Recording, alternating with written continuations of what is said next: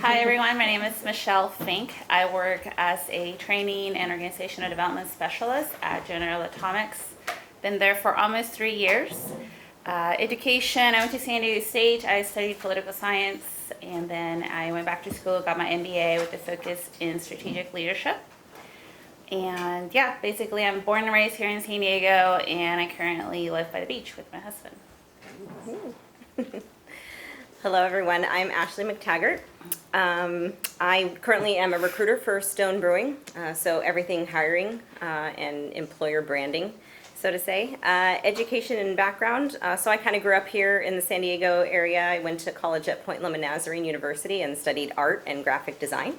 And then I moved to Las Vegas for 12 years. I went to UNLV and did their second degree for hospitality program and kind of got experience in the hospitality industry. And I have been back in the San Diego area for about 2.5 years. Hi, my name is Jonathan Partita. I am the Events and Marketing Manager at the Pearl Hotel in Point Loma. So nice little boutique hotel over there. I've been here in San Diego 16 years, came for San Diego State fall 2003 from El Centro. So not sure if anyone's been that far east, but this was a great escape, and stuck around ever since, and made my way through a lot of hospitality world. I've washed dishes and managed restaurants and bartended long hours, but this was a great culmination of all the skill sets for sales, marketing, and events. So really great, happy to be at the Pearl. Thank you, guys. Michelle, can you introduce for us day for day, like it's your briefly, what you're doing, every day, your description jobs. Yeah, definitely. So I currently work in professional development for our high potential employees. I work for an engineering company, so most of our employees are engineers. So we have programs we have a mentorship program for our employees where we match high potentials with a more senior leader. So that's a program that I actively work on, whether it's developing communications for the program, actually developing the program, and or actually executing the program. We have a Leadership Foundations program, which is more of like a business development program. Our company's really large, so one of the goals of our leadership is to enhance collaboration and to share knowledge across the business areas. We're working on a succession planning program, and we're also working on a program, job rotation program. So a lot of different programs, and we kind of are ready to go as they get requested from our senior leadership, and I'm basically in charge of all of the development, execution, and communications. So recruiter, everything hiring, but more so Stone Brewing is even though we're a large company, it's still a very small business. So I kind of manage not just hiring, but I do initial interviews. I teach people about our work culture and what it is to be successful at Stone. We look for people that are a little entrepreneurial and kind of take ownership in their work and that, really enjoy, the industry. And then I also help with the onboarding process. So once we hire someone, I kind of onboard them, integrate them, and immerse them into the culture. And I help one of my team members on our marketing team, we kind of co-lead our orientation process as well. So we kind of lead new hires through the orientation process, teach them about the history of Stone, and then also teach them about, career progression and where they can go in their career while they're at Stone as well. Jonathan? I think one of my favorite parts about my job as events and marketing manager is that it's never boring and it always changes, and that's something that I was looking for. We deal with a lot of wedding clients, people traveling from out of town. Point Loma is a popular place for staycation, so we're lucky to, have that loyalty from San Diego. Talking to people all day is what I do, whether it's on email or phone, text message. Obviously, people communicate all kinds of ways these days, and I think I was lucky enough to go to school for communication, but definitely learned how to communicate a whole lot different.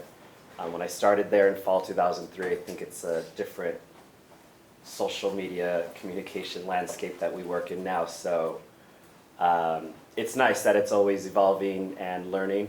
And again, I really enjoy that my job's never boring. But like I said, lots of weddings, lots of group events, holiday parties are coming up right now too. So you can imagine, even in San Diego, wedding season is January, March, December, or wherever. So it's a blessing and a curse. Thank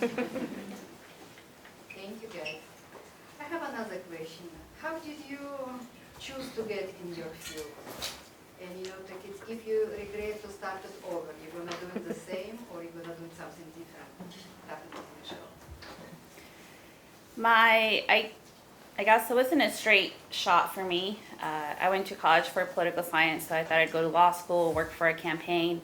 Then I wanted to teach, and I realized how tough that was, working with a lot of inner city kids. So I actually had my first job working as a healthcare recruiter for a healthcare company here in San Diego. And it's basically sales, and it was very competitive, and I realized that I didn't quite have that in me as well. So I actually decided to quit my job and go back to school to get my MBA. While working in that job, I had taken a class at UCSD Extension, and I learned all about transformational leadership and emotional intelligence, which to me at the time was this completely new field I never heard of. The fact that EQ matters and not just IQ. And I started to seek these sort of leadership personalities in my own leadership at my company, and I wasn't seeing them. So I think that's kind of what propelled me to quit my job and go back to school. It was a big risk, but I do think that in the end, it put me where I am today, which is essentially working with the future leaders of our company. If I could do it all over again, when I was in high school, I wanted to be a fashion designer, and I really loved art and film, and I think that if I could do it all over again, I would definitely go into art or film in some way, shape, or form. No regrets, but in an ideal life. Thanks. Thank you. Yeah, my career path definitely wasn't a straight line either. I went to school for art and graphic design. I think I was undeclared the whole first year, my whole freshman year, just didn't know what I wanted to do. And even through that, I had a part-time job. I worked for a small little hotel in Ocean Beach while I was at Point Loma, and I fell in love with hospitality. Through that part-time job, I loved the owners. They really empowered me and let me, run that place essentially.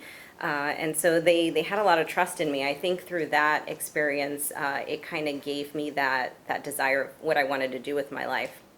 So when I moved to Las Vegas, I took advantage of that hospitality program to really kind of network with professors and people in the industry. And I think I just had some really amazing leaders that gave me opportunity, right? That really kind of saw something in me, that saw my work ethic, and so they really kind of gave me that opportunity. I had no experience in HR, and I don't think a lot of people necessarily do. And so I had an internship at Caesar's Palace, and through those leaders, a lot of those leaders went to open the Cosmopolitan of Las Vegas. So there was a temporary opportunity to just kind of help out with 80,000 applicants, that are applying to jobs. And so I just kind of helped them with, screening calls, helping with interviews, helping with offer letters. And so it was really kind of through those networking experiences that I kind of got my foot in the door. Jonathan. I probably have a similar story as everyone, that maybe when I was 17, 18, 19, my thoughts were different. I think my position I have now at the Pearl Hotel chose me more than I chose this job. And I think a lot of people, honestly, most people sent me this job posting when they saw it and said, "This is for you." And that felt really good, that they recognized those skill sets in me, whether they were friends or past colleagues, etc. So would I have chosen this in the beginning? Probably not, but glad that it worked out the way it did, and that the steps that I took to get here, even like I said, like washing dishes, and that job is just as important to what I do now and what I learned in my experience than signing big contracts for a wedding. And everyone in between, I've worked all those jobs and feel that fortunate to have gained that skill set all across the board. So was all a culmination and it came here, so feels good now. Thank you. Okay, I have the next big question for you guys. Do you feel your ungraduated core work prepare you for your professionals? And what do you wish you had more knowledge or experience? We can start with you, Michelle, again. I would say yes, even though political science is so vast, and the fact that you could be taking a course on like political violence, or you could be taking a course on political theory. I personally really love my political theory courses, and I actually find myself going back to some of those thinkers just when I don't quite understand why humans are making the decisions that they are, you know, whether it's John Stuart Mill or Edmund Burke or one of those, you know, really cool writers. It just reading like a sentence or two kind of just makes me think and appreciate kind of my situation. As far as more knowledge or experience that I wish I had in my current role, I'd probably say managing others. I don't currently have a team that I manage, and it is something that I wish I had or was doing. Great. In terms of my undergrad, well, I didn't really go to school for HR, right? And it's kind of something you just learn on the job. But in terms of my undergrad coursework, I think it taught me a lot about leadership and what kind of leader I want to be, even without a title, right? Like I don't hold a manager title and that sort of thing, but I think it just taught me a lot about the type of person that I want to be and the type of professional that I want to do. But in terms of what I want more knowledge on, I definitely want to expand my HR knowledge. So my focus is in recruitment. And when working in larger companies, you kind of have to, sometimes you get stuck in, you know, one area of HR. So what I like about working for Stone is that I'm actually getting exposed to other areas of HR like benefits and employee relations and training and development. So those are areas that I want to expand in my career. You know, I feel that my undergraduate experience might have prepared me a little bit differently than the coursework, but I learned what I didn't like through the contrast of all the classes that I was required to take, and I think that was just as valuable in learning what I excelled in and what I did not excel in. And figuring out what I did and kind of trying to harness that skill set and see where it can take me. You know, working in hospitality in the service industry was kind of a necessity versus what my passion was back when I started that, because I was a young kid putting himself through school. So what I would want more knowledge or experience, I think, would be organizational, operational things that aren't so specific, that might be a little bit more general. I do a lot of project management accidentally, but did not think to take that route because that was for a different profession.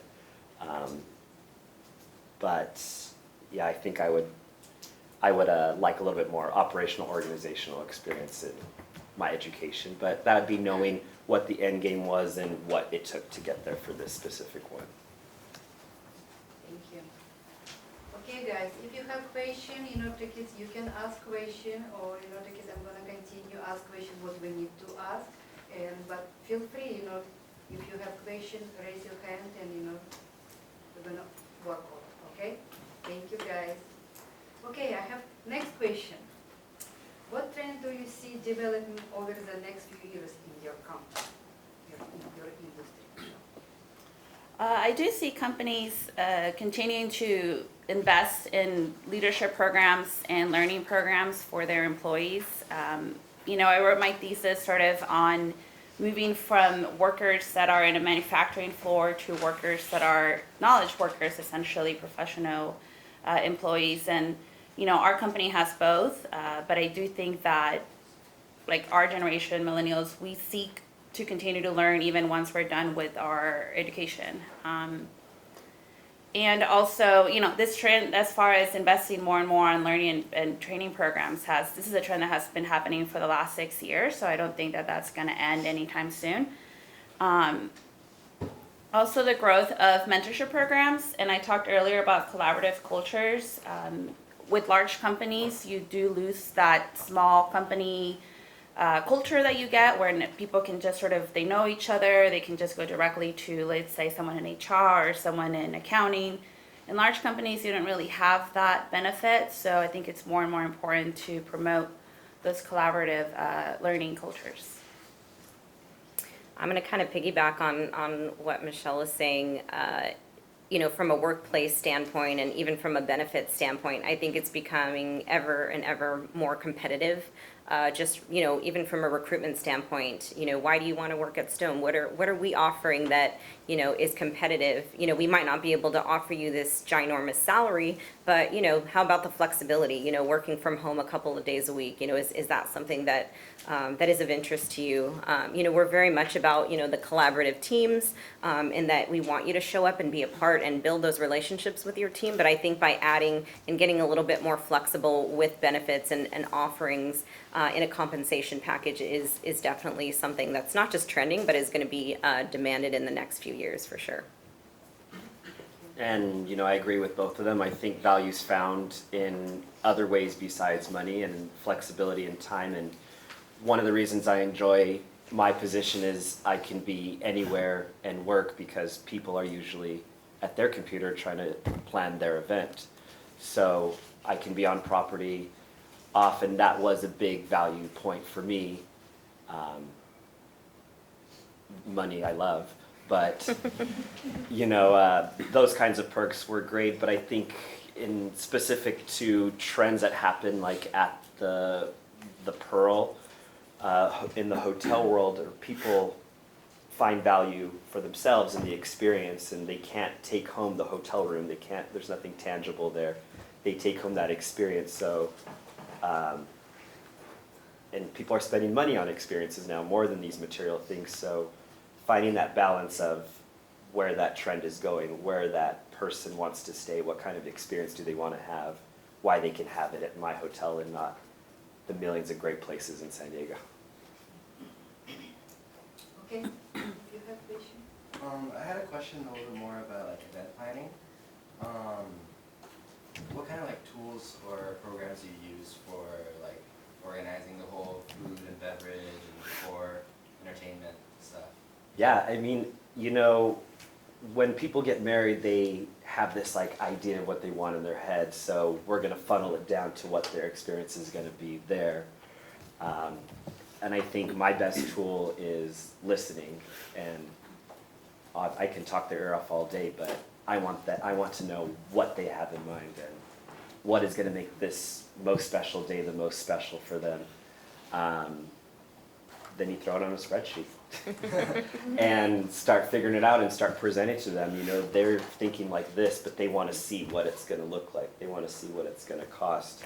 They want to know the value of, they're probably checking out other places. So, knowing your competition and what the value is and what you're providing versus them for the money that you are or not paying. Does that help a little bit, I guess? Yeah.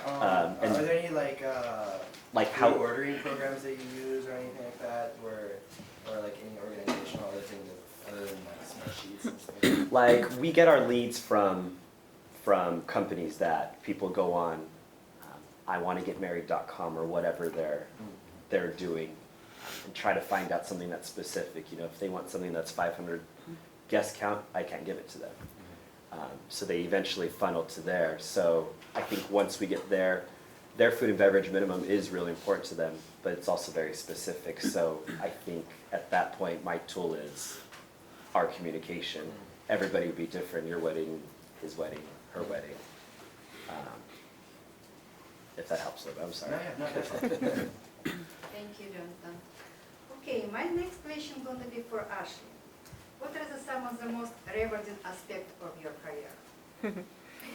I think I have an amazing job because I get to offer some people their dream job, right? Like, I don't know, I've always wanted to work for a brewery. It was kind of on my bucket list. So, I get to do the same for people when they're really passionate about something. Or whatever they're going through in our lives. Work is so important. We spend 80% of our lives at work, so I think it's so important to do something that you really enjoy or that you're passionate about. You're that much more successful.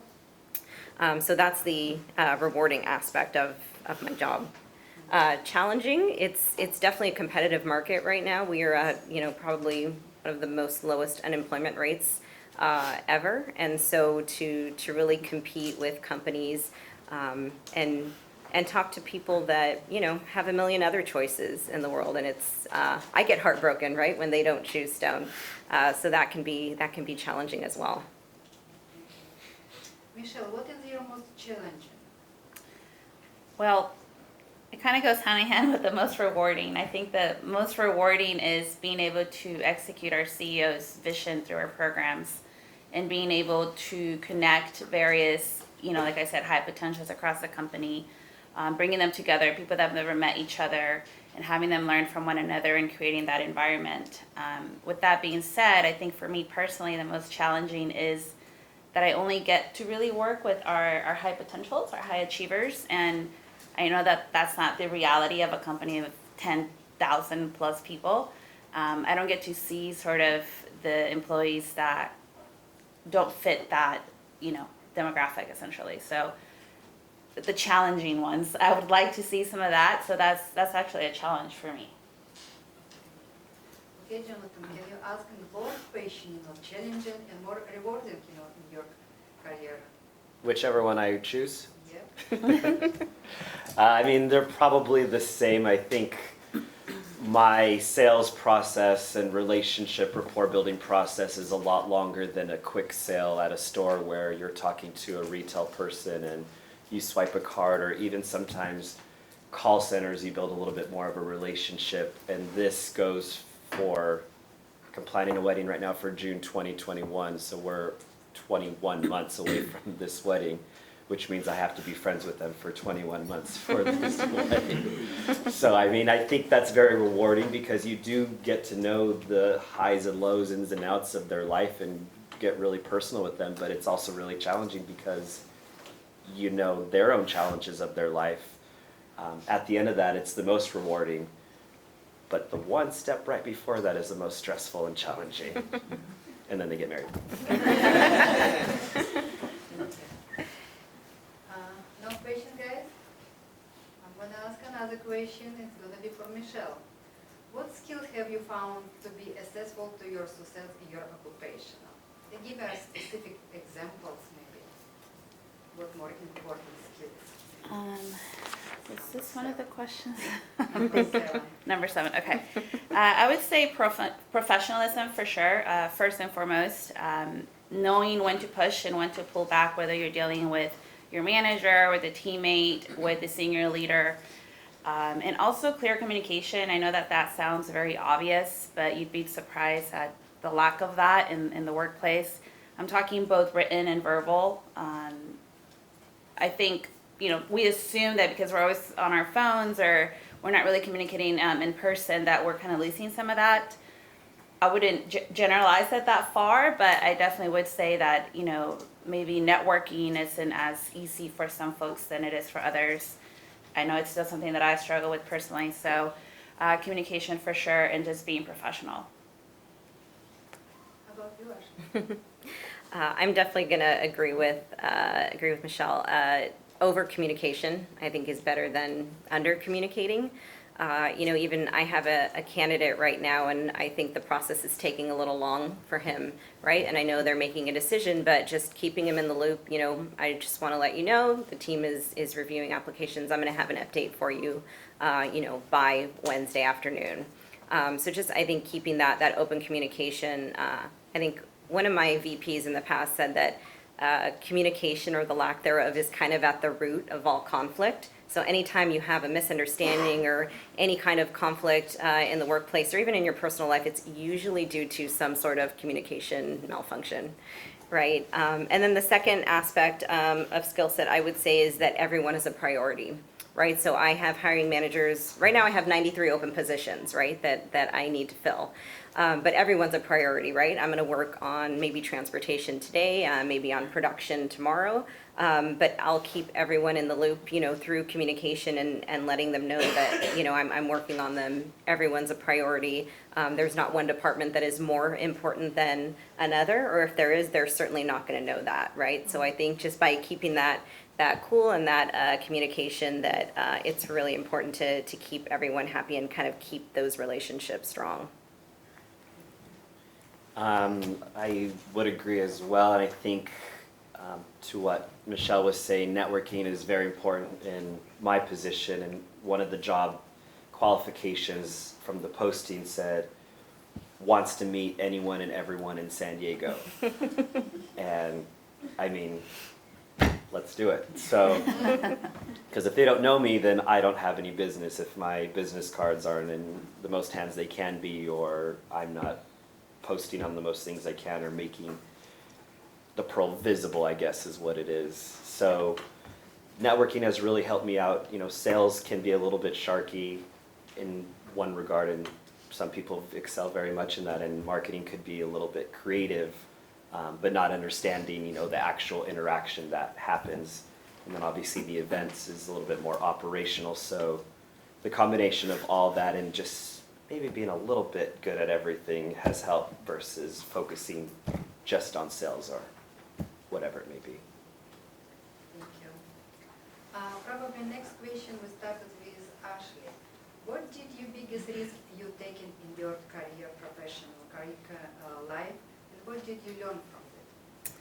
Yeah, so, I had a great thing going in Las Vegas, right? I spent 12 years there building a network, building a career, and I left. I came back to San Diego. I miss San Diego. I love it here. My family's here. But I kind of left and wanted to not start over, but just wanted to do something different, right? You're in the same place for a while, and you kind of want to challenge yourself and see what you're capable of. So I moved back for an opportunity, and it actually didn't work out. I thought it was my dream job, and it ended up kind of being a nightmare, so to say. But I think Stone saved my life, right? And so they kind of, gave me an opportunity to work for a company and a job that I enjoyed. So I wasn't going to settle for an unhappy workplace. And, it taught me to be humble, right? It really was kind of an awakening experience for me to really be grateful for what I have, and my coworkers, and the opportunities that I've been given. So. How about you, Michelle? So I think someone has a question. Oh, no problem. Oh, that's okay. It's a little bit more of a question for recruiting. Mm-hmm. When coming through qualified applicants, what are some red flags that you're really looking for, In terms of a resume, or just speaking with someone? I think speaking with someone. Mm-hmm. Just something that you notice and you're like, oh, maybe this is not the right job for them. So, Right. Even though they might be qualified on paper. Right. So I actually spoke with a gentleman this morning, and so my first question is, why do you want to work for Stone, right? What is it about Stone Brewing that makes you want to work here? You can work anywhere, and he had no idea. I mean, he knew we brew beer, but that's really it, right? There wasn't a lot of interest in the company. There wasn't a lot of knowledge, and not that you have to know everything about the company, but I really want someone that has done their research or has a connection, right? Has a connection to your company, has a clear desire to work there. This candidate is also out of state, right? So why does he even, want to come to San Diego? Is there anything here? Because that's a huge commitment, right? To leave and come somewhere else to work, and kind of uproot your life in that way. So that's kind of my number one thing is what is the company, and why do you see yourself here? What is it about this company that really makes you want to work here? And then my second thing is, the actual position, right? What is it about this position that you enjoy? What are your likes and what are your dislikes? Because there's going to be both of them probably in any position. But really kind of finding someone's desire and what motivates them to kind of come to work every day. Okay, Michelle, how about you? The biggest risk I've ever taken, like I said earlier, I quit my job to go back to school. That was actually very hard for me, just leaving a paying job to take on more debt. Like, what are you thinking? But I had a supporting boyfriend at the time. We're now married, so he's a smart guy who he actually really motivated me and encouraged me to go back to school. He had an MBA himself, and he thought that that's just a degree that, you know, will take you and will serve as extra set of skills no matter where you go. So definitely something that was scary at the time, but the lesson that I learned from that was, you know, some of those biggest risks sometimes have the biggest rewards, and I know that it's hard to see it at the time, but looking back, definitely it was a great choice. I think that my biggest risk and my parents are two different times and two different things. You know, I was working for tips, a lot of tips, and survived off a lot of tips, survived very well, and didn't want to give up that life. It was hard, it was easy, it was nice, and the hours were great. So I think the first risk I took was going into a more corporate, normal hours job, you know, for fear of never adulting and Peter Pan syndrome and never getting insurance, and my mom just couldn't even see this, like, what are you gonna do? And that was, but my risk that worked out well was going back to commission. It wasn't tips, but this position is commission based. So it wasn't as guaranteed as other office or corporate jobs could have been. So the risk was there, but I'm confident in my skill set that that commission is going to be where I want it to be. And it is in my control, and that's where I found that balance. So it paid off, in my opinion. You have a question, guys? Okay, I I have have a another question question. This is for everyone. I'm thinking actually mostly because of what you were saying about all the applicants, which are jobs you're trying to fill. Do you look at a certain number of applicants, like I'm going to look at 20 for this position or 10 for this one, and then you kind of cut it off, or do you just? I don't believe in that. How do you do that? I don't believe that there is a number. I mean, it kind of depends. I don't, and it's funny, I was speaking with one of our hiring managers last week, and I think Stone is lucky, right, that we have a great brand and that we do receive a lot of applications. But she was kind of asking me the same question, you know, how many candidates should I be interviewing for this position? I said, you don't want to interview 25, right? You don't want to actually have one-on-ones with 25 people. I mean, that's way too many. I think, you know, there's a healthy number depending on the position. This is a higher level position, so I think 6 to 7 to start with, I think is great. I kind of have those initial conversations just to see their motivation and their commitment and their level of experience. And then I kind of move on, you know, those 6 or 7, move them on to, you know, one-on-one interviews with her, essentially. But again, it depends on the position. For some of my higher volume positions where we have, you know, 6 or 7 openings, we're going to interview a lot and just constantly be interviewing just due to the nature of those positions. So it depends. But yeah, I don't think that there's one magic number that you have to stick to. It really depends on the position and the company. Yeah. Thank you. Okay, go ahead. While we're talking about like the jobs and like recruiting, like getting interviews, what are like keywords you'll see on a resume that's like, I want to hire this person based on like those words alone, like not seeing experience, anything, like make like loyalty, like what words like? Honestly, I think a resume that's thoughtful, that you've actually taken the time to, you know, research the company and actually complete a resume that's customized to a company, you know, because it takes a lot of time to put a resume together, right, and to interview and to go through that process, to fill out an application. And if some companies are better than others, right, where it's a couple of clicks, you know, that's where we should be going, and you upload your resume. But when your resume is really catered to a company, you know, I'll get a resume that says, you know, I want to be a packaging technician at Stone Brewing. I mean, that to me tells me that you are actually, you know, you're not just filling out a dozen resumes and applying to a dozen companies. and just seeing where you're getting a hit. You're actually putting time into it, and telling me that you're putting effort, towards, and you really want to work here, right? You're not just kind of shooting in the dark. Okay, I have another question. Thank you, Beth. If you have earned a graduate degree, at what point did you know that you would like to have additional education? And how do you know which program to pursue, Michelle? So I think I talked about it briefly earlier, but it was. One more time. I'm sorry. Oh, go ahead. I couldn't hear a word that you said. If you have earned a graduate degree, at what point did you know what you would pursue additional education? How did you know which program to pursue? Thank you. So Thank you. I mentioned this earlier, and it was while working as a healthcare recruiter. I wasn't satisfied doing sales, and I knew that I wanted to align myself more with like a training department, organizational development after taking that course at UCSC Extension.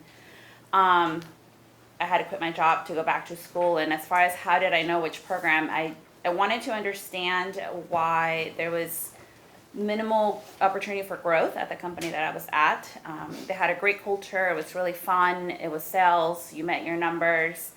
They were popping bottles of champagne on Fridays. I work with a lot of women, so it was a lot of fun in that sense. Our CEO was a woman as well.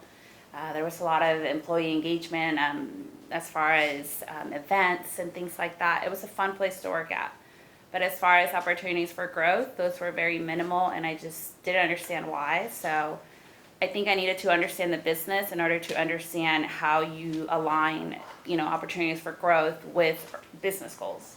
So that drove me to getting my MBA, essentially. I do not have a graduate degree. I have 2 undergrads, but it does not make a graduate degree. But I think I've seen so many students so young in their careers where you go and get your undergrad, and then they automatically go and get their master's, and that might be great for some people, but I really think it's important to get some experience under your belt before making that decision, because your interests might change, right? Your career might change. There's still a lot of time to kind of figure things out, in the workplace, and kind of go back and get that master's and make it more relevant for you. I still think about going and getting a master's, but I actually find a lot of fulfillment in going to conferences, right? And registering for a conference each year and being a part of that, and networking with individuals in my industry. So there's a lot of value, I think, in other ways of learning. And even working for a company, a lot of times they'll reimburse you for that stuff. So they'll actually pay for you to go and get your master's. And so that's kind of a chance for you to again, be more focused and maybe reap that benefit of your employer helping you out with that. And I agree with Ashley about, continuing education doesn't always need to be enrolled somewhere in a classroom. And once you're in a position that you feel is where you want to be, then you can kind of maybe cherry pick the skills that you want to enhance or conferences that you want to attend. I do not have a graduate degree, and applaud everybody that does, and just don't feel that it is for me as much, I guess, and have appreciated the skills that I've gathered outside of that classroom. And knowing what I know now, I don't think I would, for me personally.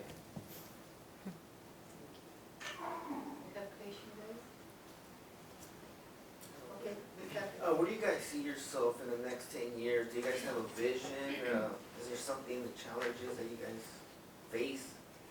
Competition or anything like that? And I think like when people do have like their long-term education goals, like their masters or whatever, they have, I'm going to do this because I'm going to make this much money, or I'm going to be in this position, I'm going to be this many people's boss and work this way up, or I want to do what I actually want to do, and that money doesn't matter, or the management doesn't matter. So I think maybe establishing that and what that goal is going to be is like more important, especially for the education track and then your career track. I'm hoping the Pearl has 2 other properties, one in Palm Springs, one in Big Bear. So personally, if I can be the director of that one and have a Jonathan work at the Pearl and one work at Palm Springs and one work in Big Bear, that would be great for me personally. Okay, you have a question too? Yeah, this question's mostly for Ashley and Jonathan. And Ashley, maybe not so much anymore since you're out of the hotel industry now, but I guess maybe if you were thinking about when you were working back then. I would say, like, how do incidents, like, tragic accidents that may have happened, like, say, like the Vegas shooting that happened some time back, how does it affect the way that you guys do business, or, how do you guys comfort the customers that are already in your hands, and how do you outreach the community that, for the people that you may have lost customers because they're afraid to go back onto your Completely. How do you guys basically do business when big social impacts like that affect the way that you guys do business? And you're right, it's a very big impact on, and not just hotels, but churches, movies, all kinds of industries that are affected. And I think people have a general concern about security just across the board. And, people want to know what doors are locked. People want to know who's let in here at what time. And I think that's a very valid concern. But maintaining the great standards that you brag about, I think already eases their mind, and they're there to relax. They're not there to worry. And if you can ease that before they even walk in the door, through the person on the phone booking it, to our person building our website that makes it easy and accessible, or the first person they see there that might be me or the bartender, I think just assuring across the board that this is where you want to be. And I'll kind of add training, right? Training your staff is huge, and it's become a huge topic, especially lately, of just having that. Nobody wants to, ever imagine or prepare for that type of incident, but you have to. Unfortunately, we're in a world now where just training and exposing team members on what to do. Because, you might just want to freeze, right? You might just clam up and not know what to do. So I think by exposing and really offering that training to team members so that they are prepared, for when these incidences might come up. Okay, I have another question. Can you describe for your undergraduate experience? Did you participate in the campus, it's student organization, leadership, any program in the campus? And anything you regret that you is not doing like a student?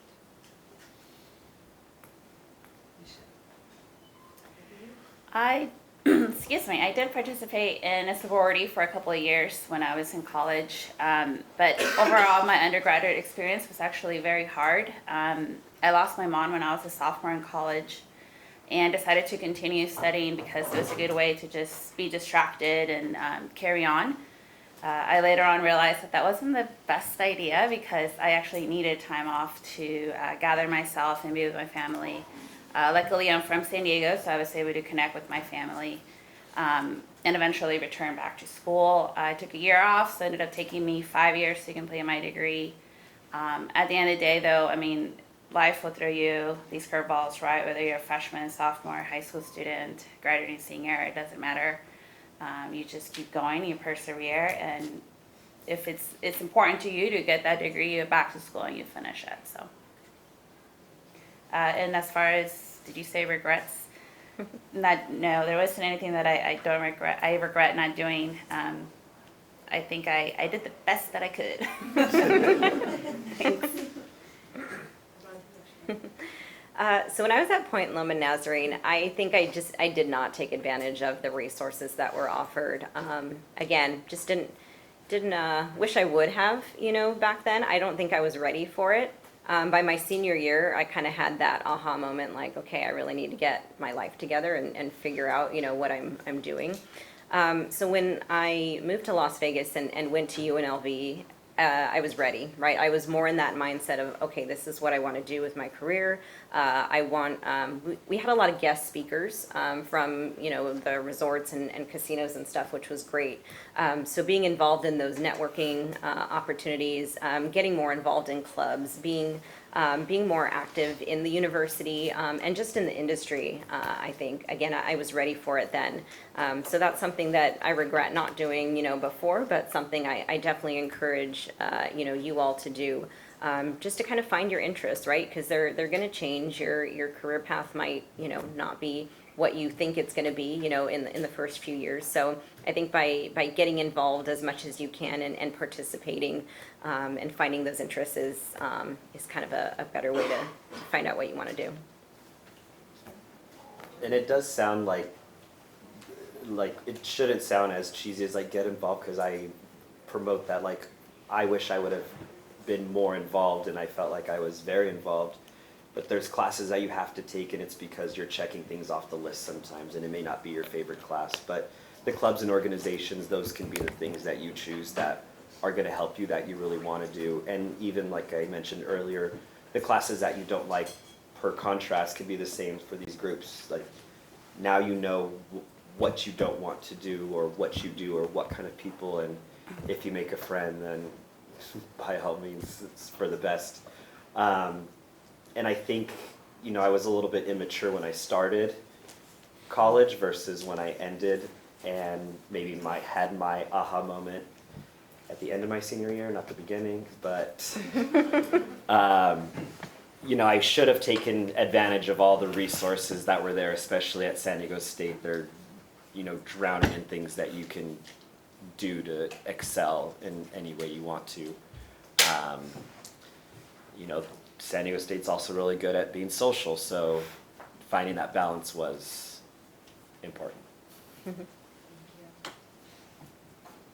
Ashley, can you kind of go explain your path to Stone? You worked 12 years in Vegas, and then you wanted to move back to San Diego.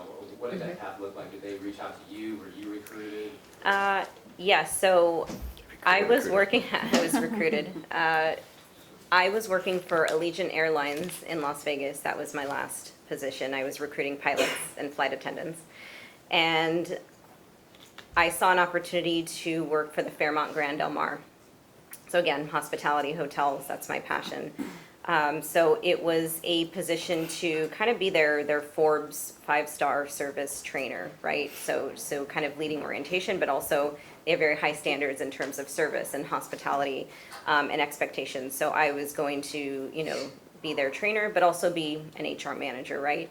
And so the position that was sold to me, was to do this. I was also going to mentor, 3 young women in their careers. They were going to be part of the HR team. And so, it was not the position that I was sold. And, my boss, unfortunately, was a micromanager, and I'm very used to, being a grown-up and being trusted and to do my job, and it was just not a good work environment. So Stone actually found me. The recruitment manager at the time did recruit me and just said, oh, we have this opportunity. Would you be interested? And so, it was kind of good timing, but in the back of my head, I also wanted to work for a brewery at some point in my life. So yeah, it was just a good match and good timing for me. Networking with this recruiter at Stone? Mm-hmm. It was on LinkedIn. So yeah, as a recruiter, I do spend a lot of time on LinkedIn, but yeah, definitely networked through the LinkedIn network. Mm-hmm. Okay, What advice do you give someone that's trying to break through an industry or a type of job that doesn't really align with their degree? Like how would that individual manage the job? So kind of like a career change, or like a, I think networking is definitely important, and my husband's actually going through this right now. His background is in like the nonprofit sector and operations, and so he's kind of trying to reinvent himself right now in terms of he wants to be on the more creative side, on the more design side, on the more marketing side. So he actually networked with a gentleman who owns a company, through LinkedIn again, and My husband is a Renaissance man, so he, he has that personality and has that drive. He has that small business ownership mentality of like he's willing to work his tail off. So I think again, networking is huge. Even my jobs, my foot in the door positions where I've had no experience, it's from meeting someone and having someone give me a chance. So I think that's huge, and of course you're not always going to know someone on the inside, but I think through network events or through just being involved, in the community, volunteering even is another way to meet people. So through those relationships, I think is kind of how you develop those relationships to give you an opportunity. It could be really for anybody, but how do you handle a situation where you see a flaw in somebody that may be above you in the food chain, like in your job, and you don't know necessarily how to like fix it without either going over them, or like how do you deal with that situation? Michelle? So I think you're either talking about managing up or potentially even how to give someone feedback, right?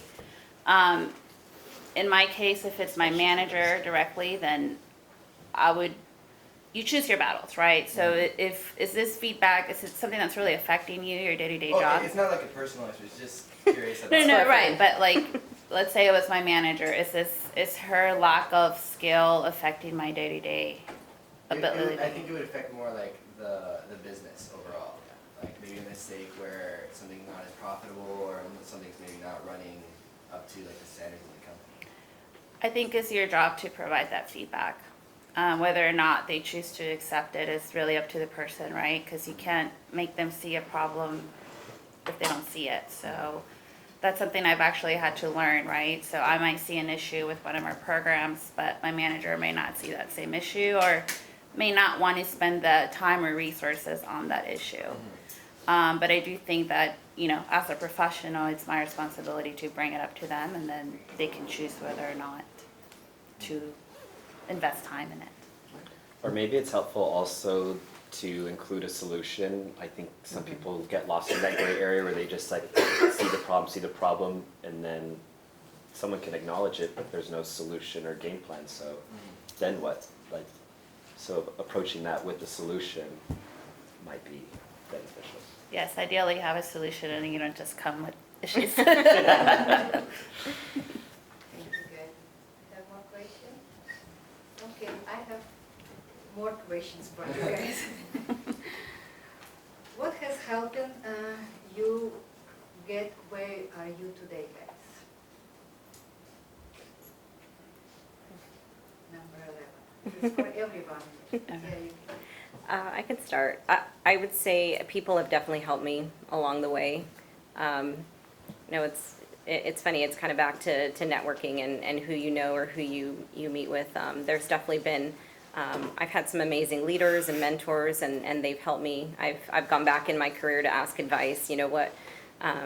Lost. Like I don't know what I'm doing with my career. Am I going down the right path? And they're not always giving me answers, but really just kind of coaching me and helping me along in my career. And I also think courage, right? So I think it's courageous to kind of,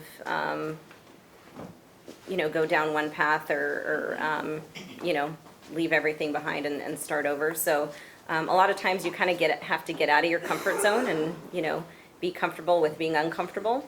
So I think that has also helped me in my career. I'm sure networking has helped all of us here and across the board. Will help you in addition, be nice and just not lighting that path of glory with these burned bridges behind you, and just not only make friends but just be nice to everybody, and it'll always come back to you. No one's mad at the nice guy. It's what one of my old bosses and mentors used to say, and he also pushed a lot of product knowledge, and no matter what industry you are, be the best bartender, mixologist to know everything about that. Be the best botanist at the nursery and know everything about that. Like, just if you sound like you know what you're talking about, people will relate, and be nice to them. People think they're your friend. People buy from friends, not from strangers, is who they do business with. And I think just get in there and being a good employee, you know, my mantra is like, happy to be here, easy to work with. If I'm dealing with a tough client or my boss or just a coworker, happy to be here, easy to work with is like what I think in my mind, and that's probably helped me the most. How about you, Michelle? I think for me, it's been having a really strong work ethic and my values, which were instilled by my parents. You know, when I was young, both of my parents worked really hard, and for us, it was you go to school, even if you are sick, you better have a fever of over 100 if you're going to miss school. And even once you went to school, you came home and you did chores and you still did your homework. So those values of working really hard no matter what are still with me today. You know, my values as far as my integrity, courage, like she mentioned, I think those are things that stay with you no matter which company you decide to work for, and people see that. Currently in my job, I do work with sensitive information as far as our various employees, like not their performance reviews per se, but I do have access to, you know, why certain people are getting nominated to programs versus others. And I think that it takes, you know, your boss to trust you and to see those values in you, that you won't use this information and like go share with other people. So in my field, I think that's an important thing to have. We were talking about maybe like being good, like being nice to everybody and maintaining relationships and not burning those bridges and leaving the door open. Do you guys have any advice or just like foresight for if you're in a position where you kind of like where you're moving on from one job to another, and you want to keep those doors open, you want to keep those opportunities without burning bridges? Do you guys have any advice for that? Just like any foresight? I think it could be as easy as grabbing lunch with them and, you know, meeting up with them on the weekend or on your day off, coffee just to see what they're working on, what projects they're working on. I'm still in contact with people that worked at the Port of San Diego that I helped with a lot of programs there. It could be as easy as just LinkedIn. I mean, I hope to stay in touch with these guys, and I just met them. So LinkedIn is an awesome tool. I think that some younger students are a little bit intimidated by it, but I think even just having your education, volunteer experience that you've done, just even your photo, the name of your school, the program that you're in, I think those are all things that could help you.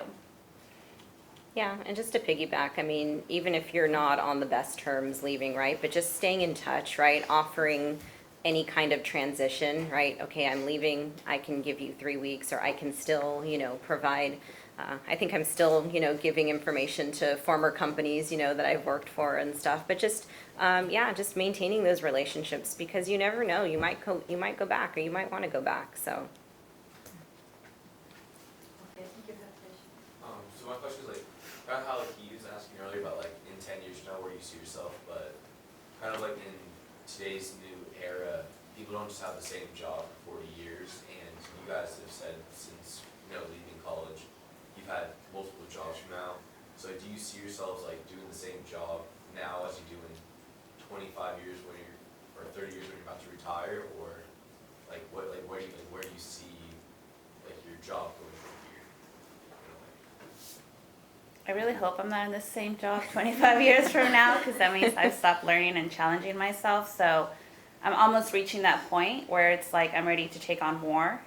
So as far as 5-10 years from now, I hope to be in a more challenging role, whatever that means. It's not so much about the title or the pay, but definitely the responsibilities and making sure that I'm still growing as a professional.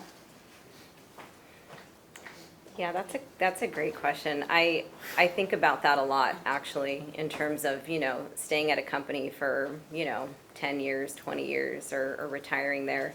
But I think it's hard, you know, things are changing. I think as long as I'm challenged, and I don't think there's a perfect job, right? I've had some really great jobs, but I don't think that there's going to be any perfect job. I think you have to find ways to keep yourself challenged and to keep yourself engaged. And I think the more, I mean, like doing this stuff, but my boss gives me the flexibility to leave work for a couple of hours and come, you know, spend time with you and give back to the community. That's something that's important to me.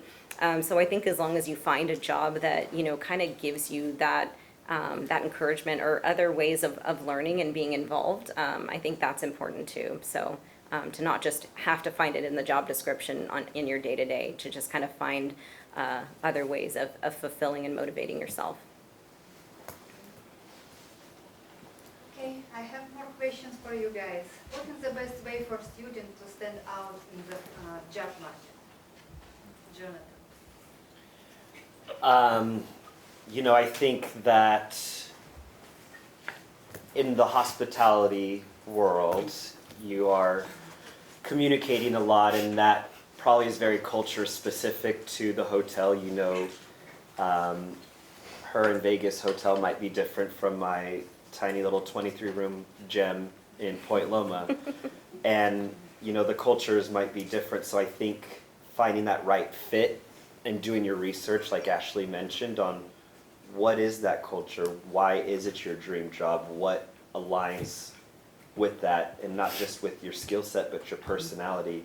You can spend 8 to 10 hours at a job, you're getting ready, commuting or whatever, but you're also spending 14 to 16 hours outside of that job. And there's job descriptions that are attractive, but there's a life description that could be attractive, and how that's going to all work together. And you have to go home and feel good about yourself at night when you go to bed and sleep with that, and know that that's what you're doing the next day and getting up and doing a good job.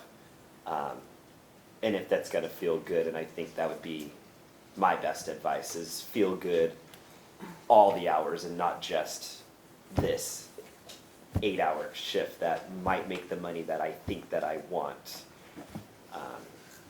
Because I don't make the most money, that's for sure, but I've been the most happy that I've been in any position. How about you, Michelle?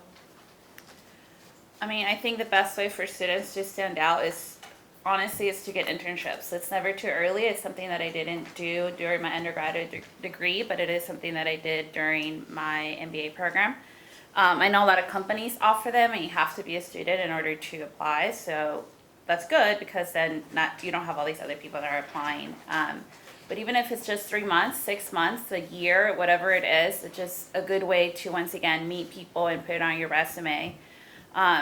Another thing that I learned that I didn't do when I was an undergrad was informational interviews, which is essentially almost like an interview, but you call someone or you connect with someone who is like either a manager or even just someone like myself who doesn't have a team, but just asking them a set of questions to get to learn more about what their day-to-day is, kind of like we're doing today, but more formally and like on the phone. I think you'd be surprised at how much people are willing to help college students. And also, if you can, if there's a mentorship program in your college here at Mesa College, I'm not sure if there is one, but if there is one, that's something that you should be part of and be proactive. And if you get matched with a mentor, what a great opportunity to meet someone that is, at a company that you just made a connection with. How about you, Ashley? No, that's great. No, I love your idea of, informational interviews. But, kind of piggybacking on Jonathan as well, we hire for attitude, honestly, first and foremost. I think, even in my industry and in several industries, we can kind of teach you the skills or teach you the job, but we would rather initially hire someone that, has that attitude or wants to be there, has that, is driven. And, at Stone in particular, our main thing is wanting to improve the business, right? Someone that wants to make a contribution. And so, Team Stone is, we push, care, and trust each other. And so it's really about kind of making each other better and growing each other as a team. So someone that really kind of has that mentality. It sounds cliche of, being a team player, but it really is important in our workplace and in several employers' workplaces.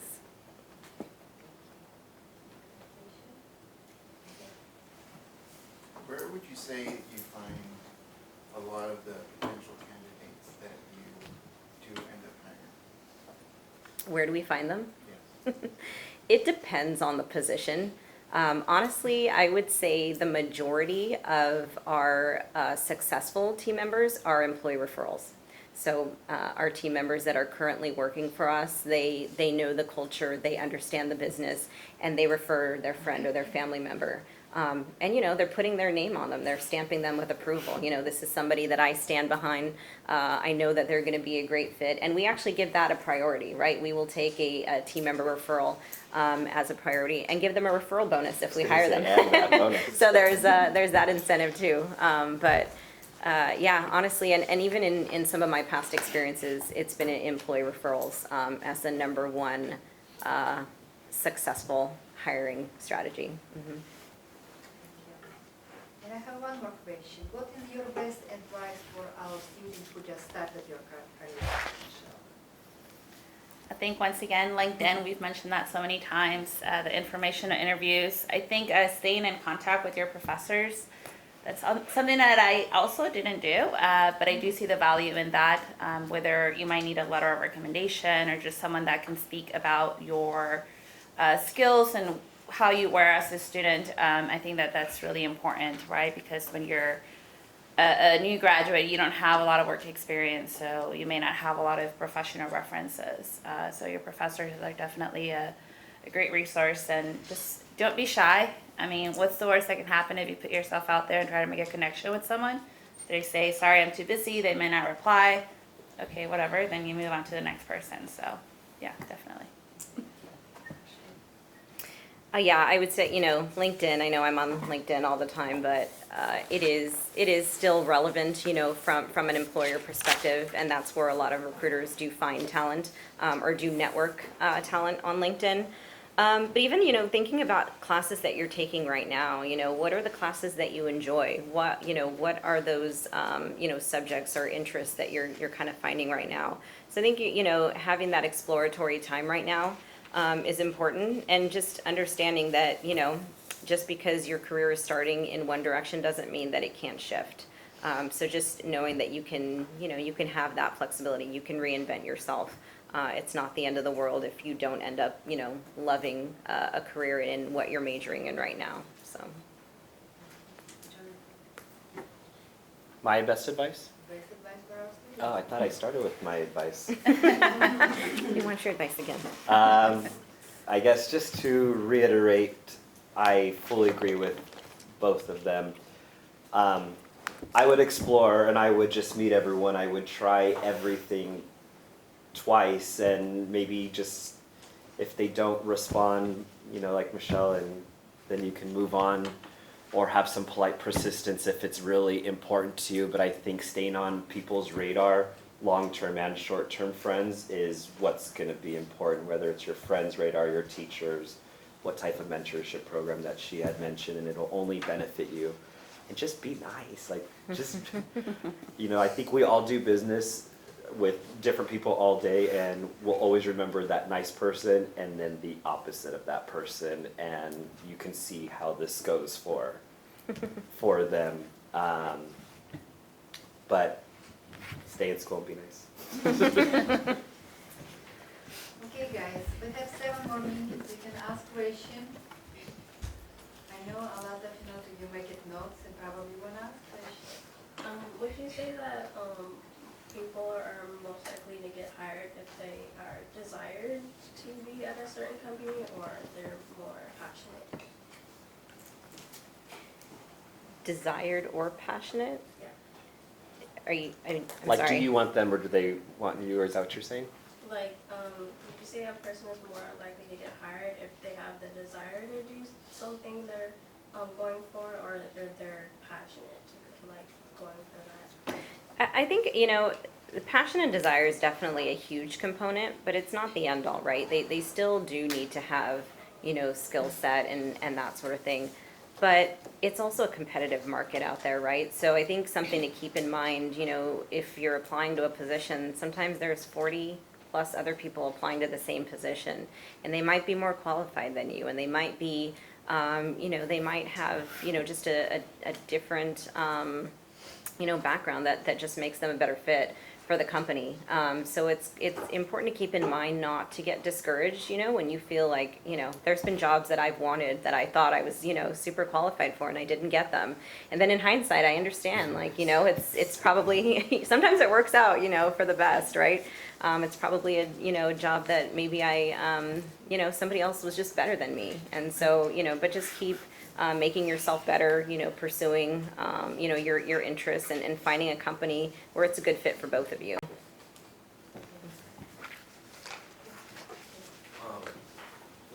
Little off topic towards you.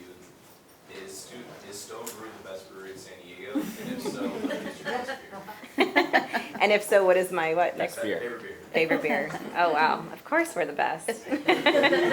Stone Brewing. So, again, we are the largest employer of independent craft beer, right? But we're also global, right? We're in Shanghai. We're in Berlin. We are the global standard bearer of craft beer. And so I like being the leader, right? Because we are the best. And I love it because I get to be myself, right? I'm in HR, but I don't have to be too HR-y, if that makes sense. I can say things like badass and like, we're recruiting badass, misfits for our company. And so I love that we're a little edgy. But my best beer, gosh, right now I'm loving the Buenaveza. So I don't know if everyone is 21 years of age or older, but anyway, I'm a craft beer lover. It's who I am. It's my family gatherings. We connect. Craft beer is just one of those community things that I enjoy with my family. So Buenaveza is one of our newer beers. It's a Mexican lager with salt and lime. But I love the story even that it started as just a pilot brew at Liberty Station, and it became so popular that now we're bottling it and selling it and distributing it all over California. So it's just been a huge success, and I love the creativity that our company is able to provide to brewers to executive level and above. So I know Stone Brewing is a local consulate all over the U.S. Do you work like HR with all the other locations as well throughout the U.S.?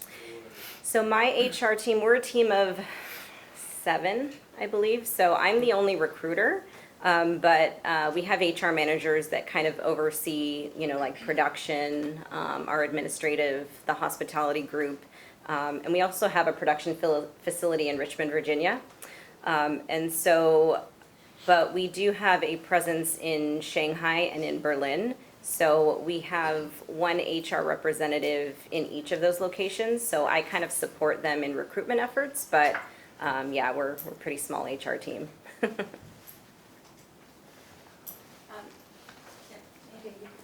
just wanted to say, first of all, you guys are really good presenters, so thank you for doing this Oh, thank today. you. So on that note, I wanted to ask you, since none of you are alumni of Mesa, what actually motivated you to come do this presentation here, to take time out of your busy day to come sit here and do this today?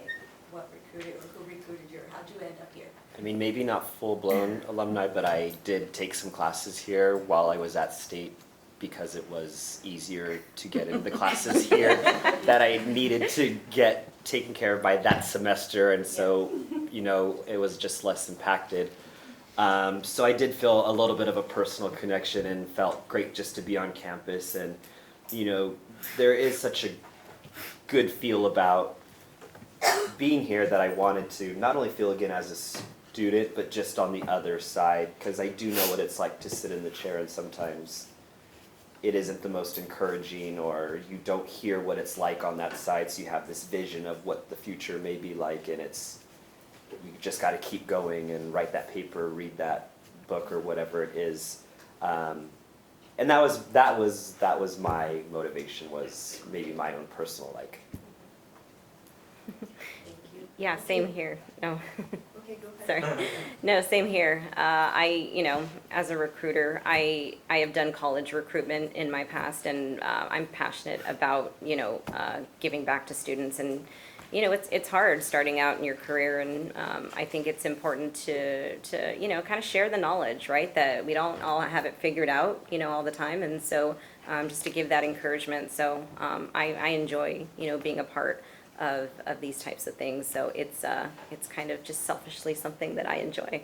So I also just enjoy giving back to the community, San Diego, and like you said, I'm sorry, I forget names, like Jonathan said, I actually took a class here too when I was at San Diego State. I tried taking accounting at San Diego State and that did not work out for me. So I actually came here and took it and passed it. It was still hard, but it was easier than at San Diego State. So I do remember that.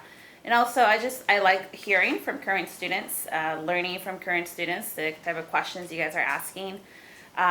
You know, in my field, I work on not only creating a better work environment for current younger employees, but also I'm looking at, you know, the next generation that hasn't quite graduated, that is going to be incoming, right? Like, what are their needs? What are they looking for? And I think by being here at a college, it kind of helps paint that picture. Yeah, we start a little bit late, and I know we have one more question. I'm gonna take one more question. That's all right. Michelle, I saw that you work with higher potential employees, and this is for kind of all of you guys, but how would you guys recommend setting yourself apart for your employees? So once you're at an organization, you basically have, if it's a good organization, you'll have an individual development plan or a performance assessment every year. So during that time of the year, if your employee is rating you on your skills and your overall, how you are as an employee, as well as you yourself are rating yourself and how you see yourself and like your areas for opportunity or growth. So just being very aware of those and not just doing basically the minimum. So you want to go above at least a little bit above than what's being asked of you. And you'll get a sense, depending on the company that you're at, what that looks like. Whether you're just meeting the needs, whether you're exceeding, or whether you're like a high needs. So you'll get a sense of that once you're at an organization. But definitely just being aware of what those gaps are and where you can still grow. You guys wanna edit something, or you good? No, I mean, if I know we're running out of time, but if someone has any other specific questions, I'm more than happy to give my information, or if you want to use it later. I know maybe not everyone likes speaking out loud or time-wise, so I'm open if anybody does want, but just to let you guys know. Same Thank you guys so much. Thank you.